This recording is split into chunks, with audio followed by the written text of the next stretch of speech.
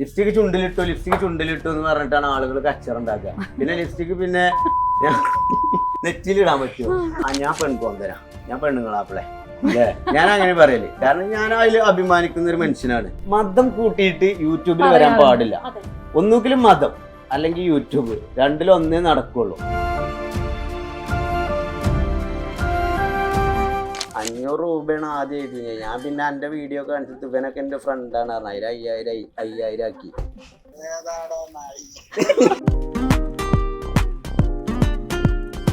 സാധാരണ ആളിൽ നിന്നും ഒരു സെലിബ്രിറ്റി ലൈഫിലേക്ക് മാറിയപ്പോൾ നിങ്ങളുടെ ജീവിതത്തിൽ എന്തൊക്കെ മാറ്റങ്ങളാണ് വന്നത്?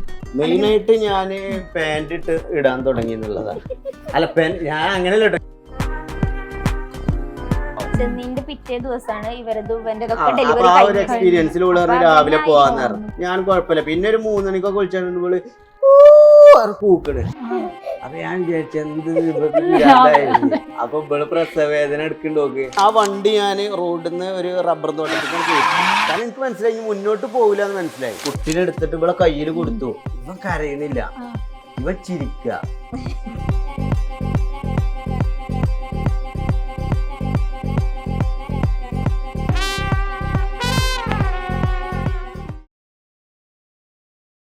അപ്പം നിങ്ങളുടെ ഇത്രയും ലൈഫ് ഇങ്ങനെ പൊയ്ക്കൊണ്ടിരിക്കുകയാണ്. അപ്പം ഇതിൽ ഏറ്റവും അപ്പോൾ ഒരുപാട് സ്ട്രഗിൾസ് അല്ലെങ്കിൽ ഇപ്പം നമ്മൾ കോമഡി രീതിയിലാണെങ്കിലും ഒരുപാട് കാര്യങ്ങൾ ഇപ്പം ഇത്രയാണെങ്കിലും സഫർ ചെയ്തിട്ടുണ്ട് ഈ ഒരു ലൈഫിലാണെങ്കിലും സ്ട്രഗിൾ കാര്യങ്ങളൊക്കെ. അപ്പം ഇതിൽ ഏറ്റവും കൂടുതൽ മെമ്മറബിൾ ആയിട്ടുള്ളൊരു പോസിറ്റീവ് കാര്യം ചോദിക്കുകയാണെങ്കിൽ ഒട്ടും മറക്കാനേ പറ്റാത്തൊരു മൊമെന്റ് ഒക്കെ ചോദിക്കുകയാണെങ്കിൽ ഏതായിരിക്കും? നമ്മള് പുതിയൊരു വീട് വെച്ച് മാറിയില്ലേ, അത് ഏറ്റവും ഭയങ്കര സന്തോഷമുള്ള ഒരു കാര്യമായിരുന്നു. നമ്മള് കുറെ ആഗ്രഹിച്ചങ്ങാണ്ട് അങ്ങനെ ഒരു വർത്താനം. പഴയ വീട്ടിൽ എനിക്കൊരു സമാധാനം ഇല്ലാത്ത പോലെ ഉണ്ടല്ലോ, അങ്ങനത്തെ രീതിയിലാവുമല്ലോ അത്.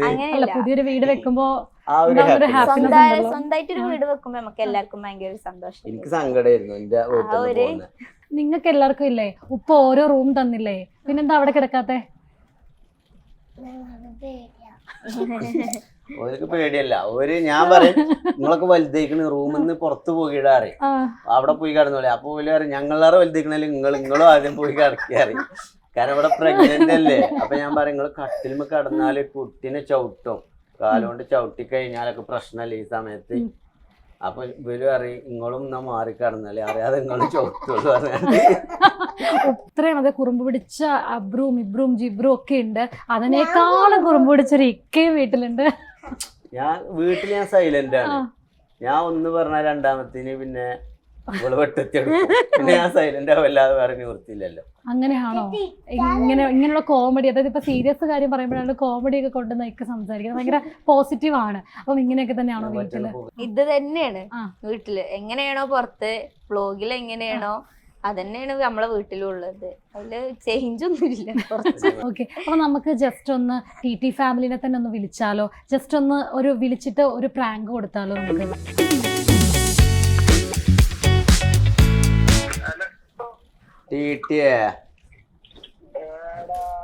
എവിടെ?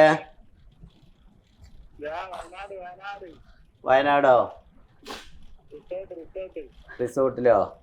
എടാ ഞാനേ ചെറിയൊരു ചൊറയപ്പെട്ടിക്കണ്, ഒരു ഫൈന് കിട്ടിയിരിക്കണ്. അപ്പൊ എനിക്ക് അർജന്റായിട്ട് അയക്കണം. ഒരു 5000 രൂപ എന്റെ ഗൂഗിൾ പേയിൽ ഒന്ന് ട്രാൻസ്ഫർ ചെയ്താ.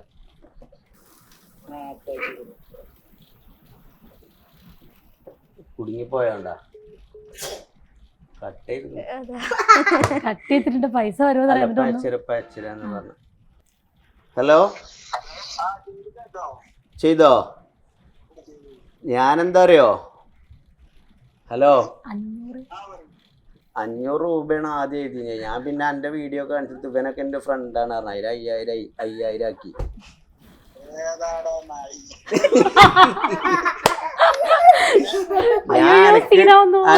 അനക്ക് ഭയങ്കര പവർ അല്ലേ, അപ്പൊ ആ പവർ വെച്ചിട്ടൊന്ന് കാണിക്ക, എന്റെ ഹോൾഡ് വെച്ചിട്ടൊന്ന് പറഞ്ഞു നോക്കിയതാ. ഇവനൊക്കെ ഞാൻ നോട്ടപ്പുള്ളിയാണെന്നാ പറഞ്ഞത്.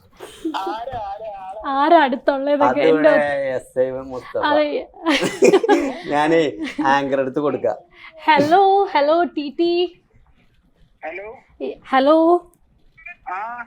ഇവിടെ ഇല്ലേ അൻസിഫിക്ക വന്നിട്ട് ഇന്റർവ്യൂ നടന്നുകൊണ്ടിരിക്കുകയായിരുന്നു. അപ്പൊ ഞാൻ പറഞ്ഞു ടിനെ ഒന്ന് വിളിച്ച് പറ്റിക്കുമോന്ന്. അപ്പൊ അൻഷിഫൊക്കെ പറഞ്ഞ അതിനെന്താ ഞാൻ പറ്റിച്ചിരിക്കും എന്നൊക്കെ പറഞ്ഞ് വിളിച്ചതാണ്. അങ്ങനെയാണ് 5000 രൂപ ഇപ്പൊ ഇങ്ങോട്ടേക്ക് വന്നിരിക്കുന്നത്. 6000 ആക്കി തിരിച്ചയക്കണം. അപ്പം സുഖമായിട്ടിരിക്കുന്നോ? എറണാകുളത്താണ്. എങ്ങനെയുണ്ട് ഈ അൻഷിഫിക്കായിട്ടുള്ള ഫ്രണ്ട്ഷിപ്പ് ഒക്കെ? അടിപൊളിയല്ലേ? നിങ്ങളുടെ ട്രിപ്പ് കാര്യങ്ങളൊക്കെ നമ്മൾ കണ്ടിരുന്നു. കഴിഞ്ഞ ദിവസം ആണെങ്കിലും ഫുൾ ട്രിപ്പ് മോഡാണല്ലോ. ഇപ്പൊ എവിടാണ്? ആഹാ, ഇത്ത സുഖമായിട്ടിരിക്കുന്നോ? ആഹാ, ഓക്കെ ഓക്കെ. അന്വേഷണം പറയട്ടോ. ഇത് ഇവിടെ ഇക്ക പറയണു ഇത്തയും ഇവിടുത്തെ പോലെ തന്നെ ഇടയ്ക്കിടയ്ക്ക് പ്രഗ്നന്റ് ആവുമെന്ന്. അപ്പൊ ഞാൻ ഇപ്പം നോട്ടീസ് ചെയ്ത ഒരുപാട് കമന്റ് ബോക്സിൽ വരുന്നുണ്ട്. അതിൽ തന്നെ പലരും നെഗറ്റിവിറ്റീസ് തന്നെ കുറെ പേര് ഇങ്ങനെ ഫോക്കസ് ചെയ്തിട്ടുള്ളവരും ഉണ്ട്. അതിന് റിയാക്ട് ചെയ്യാറും ഉണ്ട്, Q&A ഒക്കെ ചെയ്യാറുണ്ട്. അപ്പം അതിന് 2-3 കമന്റ് ഞാൻ നോട്ടീസ് ചെയ്തിട്ടുണ്ട്. ജസ്റ്റ് ഇപ്പം നമ്മുടെ ഓഡിയൻസിലൂടെ പറയാൻ എന്തായിരിക്കും റിയാക്ഷൻ അല്ലെങ്കിൽ എന്തായിരിക്കും ഒക്കെ പറയാമെന്നൊന്ന് അറിയാൻ വേണ്ടി. ഒന്നാമത്തെ ഒരു ഇത്, കിളി പോയ ആളാണെന്ന് അറിഞ്ഞിട്ടും എത്ര ധൈര്യത്തിലാ കുഞ്ഞോള് അൻസിഫിന്റെ കൂടെ വന്നിരിക്കുന്നത്. ഇങ്ങനെ കമന്റ്. ഇങ്ങനത്തെ വേറെ കുറെ കമന്റ് ഉണ്ട്, പക്ഷെ ഇങ്ങനത്തെ ഒരു കമന്റുകൾ വരാറുണ്ട്. അപ്പം എന്താണ് ഇക്കയ്ക്ക് പറയാനുള്ളത്? അത് കഴിഞ്ഞിട്ടാ എനിക്ക് പറയാനുള്ളത് എന്താ വെച്ചാൽ, ഇവക്ക് എന്നെ കിട്ടിയത് ഒരു ലക്കാണ്. അതായത് എനിക്ക് കിളി പോയിട്ടുണ്ടെന്നുണ്ടെങ്കിലും എന്റെ കൂടെ വരാൻ വേണ്ടിട്ട് കുറെ കിളികൾ കാത്തിരിക്കുന്ന ഒരു സമയത്താണ് ഇവള് വന്നു ചാടിയത്. പിന്നെ എനിക്ക് അതെ ഈ കിളിക്ക് ഞാനൊരു കൂടൊരുക്കിയത്, മനസ്സിലായോ? ആ കൂട്ടിൽ ഞാൻ മറ്റൊരു കിളിയെ കയറ്റുന്നത് വരെ ഈ കിളി എന്റെ കൂടെ ഉണ്ടാവും എന്നുള്ളൊരു വാക്ക് എനിക്കുണ്ട്. ഞാൻ ഹാപ്പിയാണ്. അപ്പൊ കമന്റ് ഇപ്പൊ നമ്മള് നോക്കേണ്ട ആവശ്യമില്ലല്ലോ. ഞങ്ങളെ ലൈഫിൽ ഞാൻ ഹാപ്പിയാണ്, അന്നും ഇന്നും. വലിയ ഡയലോഗ് എടുക്കുന്നുണ്ട്, കമന്റ് നോക്കി രാത്രി കാര്യം ചെയ്യും. അടുത്തത് ഇങ്ങനെ തന്നെ ആയിരുന്നു. അതായത് ഇപ്പൊ കഴിഞ്ഞ ദിവസത്തെ സർപ്രൈസ് ആ ഒരു വീഡിയോയുടെ അടിയിൽ കുഞ്ഞോൾക്ക് അത് സർപ്രൈസ് ഒന്നും അല്ല, ഒരുങ്ങി ലിപ്സ്റ്റിക് ഇട്ട് നിൽക്കുന്നുണ്ടല്ലോ എന്നൊരു കമന്റ് ഉണ്ടായിരുന്നു. ഞാൻ അറിഞ്ഞിരുന്നു, എന്നോട് പറഞ്ഞിരുന്നു. സംഗതി അവൾ അറിഞ്ഞിട്ടുണ്ട്, അതാണ് സത്യം. പിന്നെ അത് കണ്ടുപിടിച്ചത് ഒരു ലിപ്സ്റ്റിക് നോക്കിയിട്ടാണ്. അത് ഏറ്റവും വലിയ പൊട്ടത്തരാണ്. കാരണം ലിപ്സ്റ്റിക് ഞാൻ വീഡിയോ എടുത്തു കഴിഞ്ഞാൽ ഞാൻ വിവിഡക്ക് ഫിൽറ്ററും കൂടി ചേഞ്ച് ചെയ്തിട്ടാണ് ഇടുക. അപ്പൊ ലിപ്സ്റ്റിക് കുറച്ച് കൂടുതലായിട്ടുള്ള പോലെ തോന്നും. പിന്നെ ലിപ്സ്റ്റിക് എന്ന് പറയുന്നത് ചുണ്ടുമ്മ ഇടാനുള്ള സാധനമാണ്. എനിക്ക് വേറൊരു ഇത് ഞാൻ അതുകൊണ്ട് പഠിച്ചിട്ടില്ല. ലിപ്സ്റ്റിക് ചുണ്ടിലിട്ടു എന്ന് പറഞ്ഞിട്ടാണ് ആളുകൾ കച്ചറുണ്ടാക്കുക. പിന്നെ ലിപ്സ്റ്റിക് പിന്നെ നെറ്റിലിടാൻ പറ്റുമോ? പറ്റില്ലല്ലോ. ചുണ്ടിലല്ലേ ഇടാൻ പറ്റുള്ളൂ. അപ്പൊ ലിപ്സ്റ്റിക് ചുണ്ടിലിടാനുള്ളതാണ്, അതിട്ടു. പിന്നെ പോനായിട്ടില്ല, അവിടെ ഇത് പറഞ്ഞു തീർക്കട്ടെ. പിന്നെ ഇവര് പറയുന്ന ഒരു കാര്യമാണ്, വീട്ടിലെന്തിനാ ലിപ്സ്റ്റിക്? ഈ പറയുന്ന ആളുകളൊക്കെ കമന്റിൽ വന്നിട്ട് മതം കൂട്ടിയിട്ട് യൂട്യൂബിൽ വരാൻ പാടില്ല. മനസ്സിലായോ? ഒന്നുകിലും മതം അല്ലെങ്കിൽ യൂട്യൂബ്, രണ്ടിലൊന്നേ നടക്കുള്ളൂ. ഞാൻ വൈഫിനെ കാണിച്ചിട്ടാണ് പൈസ ഉണ്ടാക്കുന്നത്, വീട്ടിലെ സ്ത്രീകളെ കാണിച്ചിട്ടാണ് പൈസ ഉണ്ടാക്കുന്നത്. ഞാൻ എന്റെ വീഡിയോയില് വൈഫ് മാത്രല്ല ഞാൻ ഉണ്ടാവാറുണ്ട്. ഞാൻ അങ്ങനെ ഗായ്സ് തുടങ്ങ തന്നെ. എന്നിട്ട് പക്ഷെ ഇന്നെ കാണിച്ച് പൈസ ഉണ്ടാക്കിയവർക്ക് പ്രശ്നമില്ല. ചിലവര് അത്രക്കും പുച്ഛിച്ച കമന്റ് ഒക്കെ ഇടും വന്നിട്ട്, ഭാര്യയെ കാണിച്ച് പൈസ ഉണ്ടാക്കുന്നവൻ പെൺകോന്തൻ. ഞാൻ പെൺകോന്തനാ, ഞാൻ പെണ്ണുങ്ങളാപ്പിളെ അല്ലേ? ഞാൻ അങ്ങനെ പറയല്. കാരണം ഞാൻ അതിൽ അഭിമാനിക്കുന്ന ഒരു മനുഷ്യനാണ്. കാരണം ഞാൻ ഇപ്പൊ ഒരു പെണ്ണിനെ നല്ലപോലെ നോക്കിയിട്ട്, അല്ലെങ്കിൽ ഞങ്ങളുടെ ഒരു എന്താണിത്, ഒരു പാഷനാണ് ഈ യൂട്യൂബ് എന്ന് പറയുന്ന സംഭവം. അത് എന്ത് ചെയ്യാൻ പാടില്ല, ഇവള് വരാൻ പാടില്ല, ഇവളെ കാണിക്കാൻ പാടില്ല. കാരണം അത് ഓൾക്ക് അത് കുഴപ്പമില്ല എന്നുണ്ടെങ്കിൽ ഓൾക്ക് വരുന്നതുകൊണ്ട് എന്താ. സാധാരണ ആളിൽ നിന്നും ഒരു സെലിബ്രിറ്റി ലൈഫിലേക്ക് മാറിയപ്പോൾ നിങ്ങളുടെ ജീവിതത്തിൽ എന്തൊക്കെ മാറ്റങ്ങളാണ് വന്നത്? മെയിനായിട്ട് ഞാൻ പാൻറ് ഇടാൻ തുടങ്ങി എന്നുള്ളതാണ്. അല്ല, ഞാൻ അങ്ങനെയല്ല കേട്ടോ, ഞാൻ ആദ്യം തുണിയാണ് കൂടുതൽ. അങ്ങനെയല്ല, ഞാൻ സത്യം പറയല്ലേ, ഞാൻ വീട്ടിലൊക്കെ ഞാൻ തുണി എടുത്തിട്ട്, അതായത് ചിലപ്പോ വ്ളോഗ് ഇവിടെയൊക്കെ അപ്പൊ ഇവിടെ കോട്ടൊക്കെ ഉണ്ടാവും, അടി ചിലപ്പോ ഒന്നും ഉണ്ടാവില്ല, ചിലപ്പോ കള്ളിത്തുണി ആയിരിക്കും. പണ്ട് ന്യൂസ് വായിക്കുന്നവരെന്നൊക്കെ കേട്ടിട്ടുണ്ട്, അടിയിലേക്ക് ടേബിളിൽ ഇരിക്കുമായിരിക്കില്ല, അപ്പൊ ഇത്രയും ഭാഗമൊക്കെ ശ്രദ്ധിച്ചിട്ട് അടിയിലേക്ക് മുണ്ടോവാക്കി. പിന്നെ ഒരു കൾച്ചർലെസ് സ്വഭാവശൈലി ആയിരുന്നു എൻ്റെത്. അപ്പോൾ ആതിര എപ്പോഴും വലിയ മാറ്റമൊന്നുമില്ലല്ലോ. അതൊക്കെ ഇപ്പൊ ആൾക്കാരൊക്കെ എന്താ വിചാരിക്കാന്നൊക്കെ വിചാരിച്ചിട്ട്, അതായത് ആൾക്കാർ വിചാരിക്കണേ ഞാനാണ് വിചാരിക്കും, ഇവരിപ്പോ ഇങ്ങനെ വിചാരിച്ചിട്ട് അപ്പൊ ഞാൻ അതൊക്കെ ഫിൽറ്റർ ചെയ്തിട്ട് ഇതിലൊക്കെ ഇങ്ങനത്തെ തിളങ്ങണ വാച്ചൊക്കെ കെട്ടിയിട്ട് ഇങ്ങനെ നടക്കുള്ളൂ, കുറച്ചൊരു സ്റ്റാൻഡേർഡ് ആയിട്ട്. ഈ കോസ്റ്റ്യൂമിനൊക്കെ പിന്നിൽ ആരാണ്? ഇല്ല തന്നെത്താനെ തന്നെയാണ് ചൂസ് ഒക്കെ ചെയ്യാറ് ഇത്ത ഹെൽപ്പ് എന്റെ കോസ്റ്റ്യൂം വരെ അവിടുന്നാണ് സജഷൻ ഒക്കെ ഞാൻ കളറുകളൊക്കെ ഇങ്ങനെ പറഞ്ഞു കൊടുക്കും. കാരണം ഇവിടെ ഏതെങ്കിലും ഡാർക്ക് ടച്ചില്ല ഒരു ഭൂതത്തിന്റെ ലുക്കുള്ളൊക്കെ എടുത്ത് വരും. ഡ്രസ് സെൻസ് ഭയങ്കര കൂടുതലാണ്. നമ്മളത് ഇടണം എനിക്ക് ഇടണമെന്നില്ല, ആൾക്കാർ നല്ല കാര്യമാണ്. ചില കളറുകള് ഇപ്പൊ ഇന്നലെ ടീറ്റിട്ട ഷർട്ട് ഞാനില്ലേ ഇത് നല്ല രസമുണ്ട്. കാരണം ഞാൻ അങ്ങോട്ട് പറഞ്ഞു കൊടുക്കും. ഇന്റർവ്യൂ എടുക്കുമ്പോ ഞാൻ പറയണമെന്ന് ഉദ്ദേശിച്ച ഒരു സംഭവമായിരുന്നു. നമ്മളെ ഈ കൂട്ടത്തിൽ ഏറ്റവും കുറുമ്പ് ഇവൻക്കാണ്. അവിടെ കാണിച്ചു കൊടുത്താ ജിബ്രാൻ, ലൈക്ക് ജിബ്രാൻ. ഇവന്റെ ആദം ഇബ്രാഹിം. സോറി എനിക്ക് തണ്ടക്ക് തന്നെ മാറുന്നു പേര്. അബ്രഹാം ഖുറേഷി, ലൂസിഫർത്തെ മോഹൻലാലിന്റെ ഒരു ടൈപ്പ് പേര്. ലൈക്ക് ജിബ്രാന്, കുരുതീറ്റ പൃഥ്വിരാജിന്റെ അങ്ങനത്തെ ഒരു ടൈപ്പ് പേര് ലൈക്ക്. അത് ആദം ഇബ്രാഹിം. ഓരോ സിനിമകൾ കാണുക അങ്ങനെയല്ല, നമ്മളൊരു ഗാംഭീര്യം വേണം പേര് അല്ലേ. ഒരു പേരാവുമ്പോ ഇപ്പൊ റീസെന്റ് ആയിട്ട് ഏത് സിനിമ കണ്ടത്? ഈ രാജകുമാരിക്ക് ഏത് പേരായിരിക്കുമെന്ന് ഞാനൊന്ന് രാകേഷ് തർക്കം ഞാൻ കണ്ടിട്ടില്ലെന്ന്. അപ്പം രാജകുമാരിക്കുള്ള പേര് ഓൾറെഡി മൈൻഡിലുണ്ടോ? അന്ന് ആ പേര് കൂടി ഒന്ന് പറയണോ? എല്ലാവർക്കും അറിയാം. പെൺകുട്ടിയാണെന്നുണ്ടെങ്കിൽ ടിഷ അലിഷ്ബ. പെൺകുട്ടിയാണെങ്കിൽ. ആൺകുട്ടിയാണെന്നുണ്ടെങ്കിൽ ബിലാൽ ഖുറൈഷി. നമ്മൾ പറയാ ഇതുവരെ ആൺകുട്ടിന്റെ പേര് ചിന്തിക്കുന്നേ ഇല്ല. പക്ഷെ ആൺകുട്ടിയാണെങ്കിലും നമ്മൾ വളരെ സന്തോഷം. ഞങ്ങളെ ശ്രമം തുടരുന്നതാണ്. ഞാൻ എന്താ പിന്നെ പറയാൻ, അവന് കുറച്ച് ജിബ്രാന് കുറച്ച് കുറുമ്പ് കൂടുതലാണെന്ന് പറയാൻ കാരണം എന്താ വെച്ചാല് അത് നമ്മളെ ജീവിതത്തിൽ നടന്ന ഏറ്റവും വലിയൊരു സംഭവമാണ്. അതായത് അവനെ പ്രസവിച്ചത് കാറിൽ നിന്നാണ് പ്രസവിച്ചത്. ഞാനാണ് പ്രസവം എടുത്തത്. ഇവള് പ്രസവിച്ച സമയത്ത് കഴിഞ്ഞ പ്രസവം വണ്ടിയിൽ നിന്നാണ് പ്രസവിച്ചത്. ഹോസ്പിറ്റലിലേക്ക് എത്തിയിട്ടില്ല.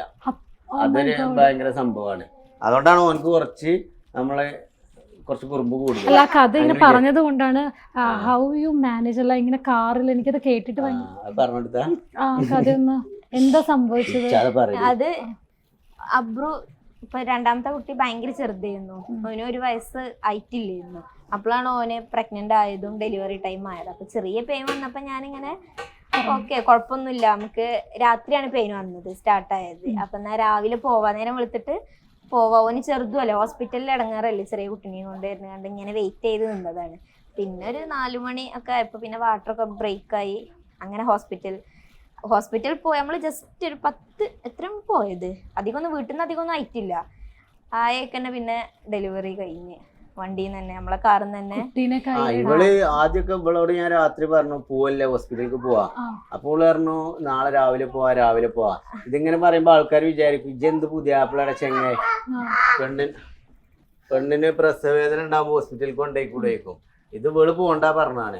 കാരണം ഓളെന്താ വെച്ചാല് രാത്രി ഇനി പോയിട്ട് അവിടെ ഇങ്ങനെ നിക്കണ്ടേ, ഹോസ്പിറ്റലിൽ നിക്കണ്ടേ. എന്തായാലും രാവിലെ ഒരു പ്രസവം എടുക്കുള്ളൂ, നഴ്സുമാർ ഉറങ്ങുണ്ടാവും. ചെന്നീന്റെ പിറ്റേ ദിവസമാണ് ഇവരത് അപ്പൊ ആ ഒരു എക്സ്പീരിയൻസിലൂടെ രാവിലെ പോവാന്ന് പറഞ്ഞു. ഞാൻ കുഴപ്പമില്ല. പിന്നെ ഒരു 3 മണിക്കൊക്കെ വിളിച്ചാണ്ട് ഇവള് കൂക്കണ്. അപ്പൊ ഞാൻ വിചാരിച്ചു എന്ത് പിരാന്തായിരുന്നു. അപ്പൊ ഇവള് പ്രസവവേദന എടുക്കണ്ട് നോക്ക്. അതില് ഞാൻ പറഞ്ഞു വേഗം വണ്ടി കയറിയായിരുന്നു. അതില് ഉമ്മ പറഞ്ഞു നിസ്കരിച്ചേട്ടായിരുന്നു. ഞാൻ പറഞ്ഞു ഇവിടെ നിങ്ങളെ ഉമ്മ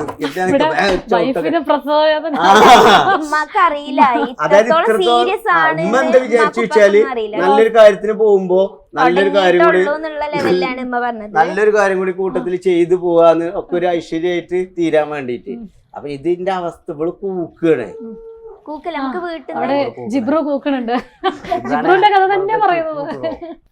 അങ്ങനെ ഇവളെ കാറിൽ കയറ്റി ഉമ്മാന്റെ നിസ്കാരമൊക്കെ പെട്ടെന്ന് ഞാൻ തീർക്കാം വേഗം കയറ്റി ബക്കറ്റും ഇതൊക്കെ കുറെ സാധനങ്ങളൊക്കെ എടുത്ത് വെച്ചിന്. അപ്പൊ അത് ഹോസ്പിറ്റലിൽ പോകാൻ വേണ്ടിട്ട് ബാഗൊക്കെ പാക്ക് ചെയ്തിന്.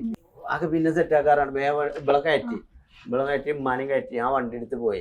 അപ്പോഴൊക്കെ ബാപ്പ ഇങ്ങനെ ചൂടാണ്ട് അന്റെ പെണ്ണുങ്ങൾ തന്നെ ഉള്ളല്ലോ ഇവിടെ ഹോസ്പിറ്റലിലേക്ക് പോക്ക്, എന്താ ഇതൊക്കെ എടുത്തിട്ട് പോയാല്. പക്ഷെ എനിക്ക് ഇവിടെ കണ്ടീഷൻ അറിയാം. അപ്പൊ ഞാൻ വേഗം അതായത് ബാപ്പന് അത്ര അത് സീരിയസ്നെസ്സോടെ അത് എടുത്തിട്ടില്ല.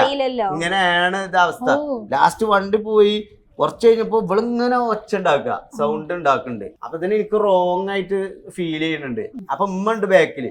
അപ്പൊ ഉമ്മ ഇങ്ങനെ പറഞ്ഞു ഇപ്പോഴാണ് കുഞ്ഞോളെ ഈ ഹോസ്പിറ്റലൊക്കെ ഉണ്ടായത്. അമ്മ എന്നെ പണ്ടത്തെ സമാധാനിപ്പിക്കാൻ വേണ്ടി കണ്ട് പറഞ്ഞതാണ്. പണ്ടത്തെ കാലത്തൊക്കെ വീട്ടിൽ തന്നെ ഇനി പ്രസവമൊക്കെ ഞങ്ങളൊക്കെ ഉമ്മാന്റെ ഒക്കെ കാലത്ത്, അതായത് ഉമ്മാനല്ല ഉമ്മാന്റെ ഒക്കെ കാലത്തൊക്കെ ഇങ്ങനെ ഹോസ്പിറ്റലിലൊക്കെ ഒക്കെ പറഞ്ഞു ഉമ്മ ഹോസ്പിറ്റലിലേക്ക് എത്തുന്നില്ല ധൈര്യത്തിൽ ഇവൾക്ക് സമാധാനം.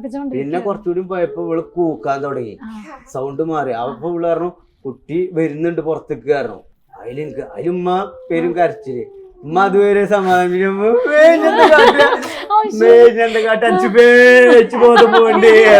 വേറെ ആരുമില്ല, അതിന് ഞാൻ ഭയങ്കര ഡ്രൈവിംഗ് ആണ്.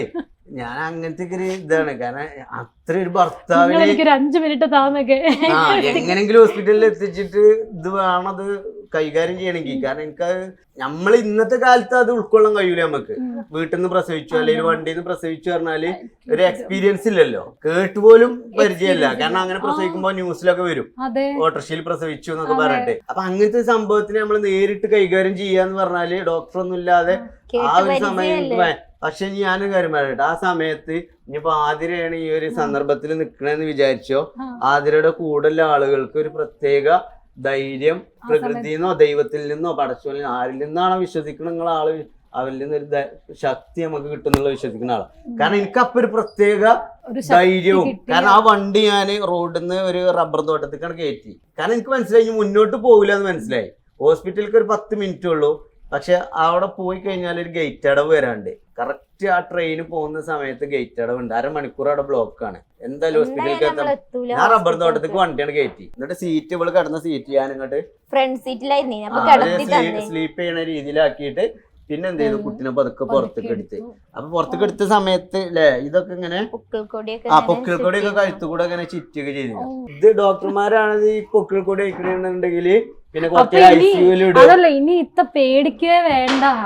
ഇനിയിപ്പൊ ഡെലിവറി ഒക്കെ വീട്ടിൽ തന്നെ, ഇനി ഹോസ്പിറ്റലൊന്നും പോകണ്ട ഒരാവശ്യം. അതിനുശേഷം പിന്നെ ഞാൻ എന്ത് ചെയ്തു, കുട്ടീനെ എടുത്തിട്ട് ഇവിടെ കയ്യിൽ കൊടുത്തു. കാരണം കുട്ടി കരയണല്ലോ.